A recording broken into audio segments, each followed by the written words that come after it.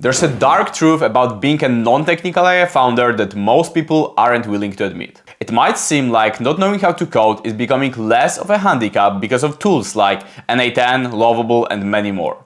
However, it couldn't be farther from the truth. As somebody who comes from a technical background, who actually built businesses in the AI space and saw other founders trying to do the same, I'm going to expose the brutal truth, and whether or not you fully agree with me, I guarantee this video will leave you more prepared to deal with the AI landscape going into 2026. Let me start by asking you a question. How good will a football team be if the coach doesn't know how to play football? You don't even know how to properly prompt if you don't understand what is even happening under the hood. Your basic prompts won't get you far, as you will hit a ceiling or just get random results that you simply won't be satisfied with. The truth is that AI is only as good as its operator. Let's take for example no-code or low-code tools like Cursor or Lovable. These work best for people who understand basic foundations, and for these people it's huge ROI on time. If you've used one of these tools, it's fun at the beginning seeing that all you wish for is appearing on your screen,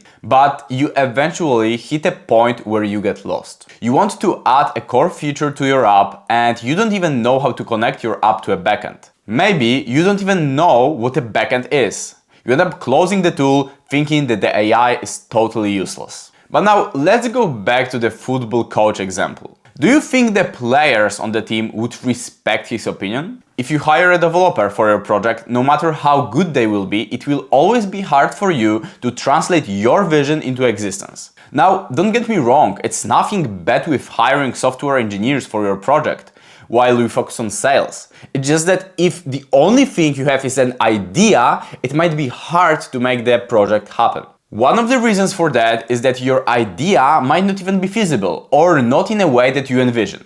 And believe me, I got it all the time when running my AI agency. I had to be the bridge between my client's vision and technical world to translate this vision into reality. Now, let's consider even a worse scenario. You have an idea. You hire a developer on Upwork. You pitch him your idea. He happily agrees because it means money for him. You pay him for a few months, and once the MVP is finally ready and you want to have the experience that you imagined for your customers, it turns out to be something totally different. And believe me, it's not uncommon to see this scenario where you pay them for a few months and then it turns out to be a total flop. Resigned and out of money, you decide that the AI space is not really for you and you decide to go back to the life defeated. And I'm not even trying to mention here that if you are focused on sales, you must be able to explain the value of your product to your leads. You better hope they don't ask any questions because you simply won't know the answer. Imagine on every call saying, "Let me get back to you on that." Not really convincing, is it? And just as a football players won't have the respect for such coach, you lose all credibility in the eyes of your prospect. The AI space is extremely fast moving.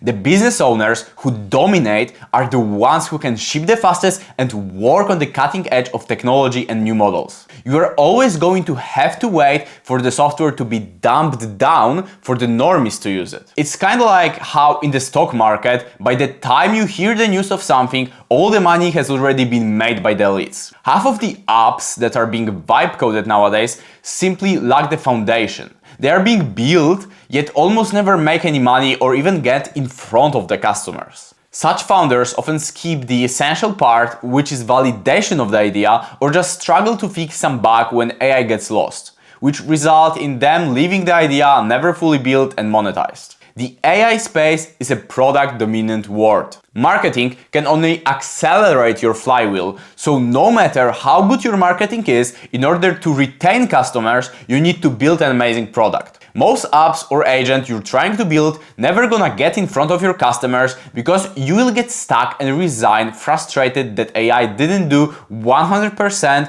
of the work for you. Some of them that will go public will just totally break once users start joining, which is not the best for your wallet or for your customers. So, if you're a non-technical founder, how should you position yourself? The good news is that AI is making the barrier to entry lower than ever.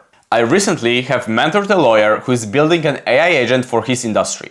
And in 2026, we are going to hear just more of these stories. 2026 is gonna be the year of industry experts, leveraging their domain expertise and AI to build vertical apps and agents that will print money, solving problems that these people understand extremely well. Now, in order to take advantage of this opportunity, you have to act now and learn the fundamentals of building software products. If you want to compete in a technical landscape, you have to acquire the skills to do so. Now, it doesn't mean you have to buy all of the courses on the internet on coding and spend hours frustrated trying to learn how to build another Facebook. You should leverage AI to learn backwards. Let me explain the method that I've used when guiding the lawyer I mentioned before. He asked me to be his mentor and show him how to build his idea. The difference was he didn't want me to build his idea, he wanted to do it himself. Because he was aware that it's the only path that will make him successful in the long term. He pitched me his idea and I immediately knew what to do.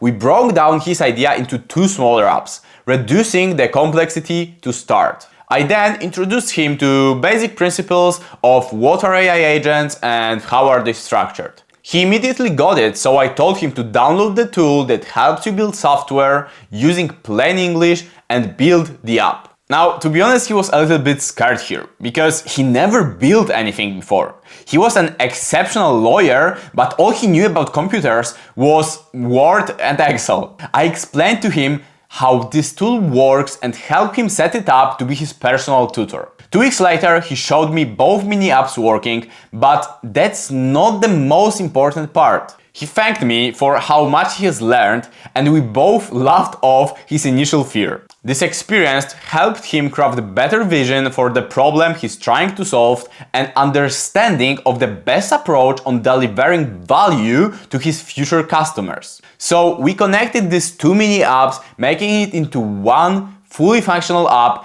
and he had a solution ready to be pitched to his colleagues and monetized. It might be painful at first, but it's definitely worth it. Don't procrastinate another year just to come to the conclusion that you have to learn the fundamentals. Because if you don't, the market is ruthless and this will come back to you anyway. If you'd like some resources to start on this journey, I have them linked in the description below, totally for free. Enjoy!